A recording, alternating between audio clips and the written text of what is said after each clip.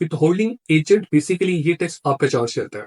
जो with holding agent होगा वही सिर्फ आपका ये टैक्स चार्ज करेगा, अदरवाइज आपका ये टैक्स कोई चार्ज नहीं कर सकता। अस्सलाम वालेकुम, मैं वसीम शाहिद बात कर रहा हूँ। आज मैं आपको बताना चाहता हूँ कि विद होल्डिंग टैक्स किसे कहते हैं। With holding income tax basically जब आप कोई प्रोडक्ट सेल करते हैं या आप सर्विसेज देते हैं, जो आपका बायर होता है वो आपको पेमेंट करते वक्त आपका टैक्स काट लेता है। ये एक शॉर्ट सी डेफिनेशन है कि विद होल्डिंग इनकम टैक्स किसे कहते हैं और ये काटता कौन है। ये बेसिकली आपका जो बायर होता है वो आपको पेमेंट करते वक्त आपका टैक्स काट लेता है। और ये टैक्स बेसिकली आपकी कंपनी की एक्टिविटी और उसकी टाइप के अकॉर्डिंग चार्ज किया जाता है। और इसके जो रेट है वो division 3 part 3 first casual income tax ordinance में मेंशन है। और विद होल्डिंग एजेंट बेसिकली ये टैक्स आपका चार्ज करता है।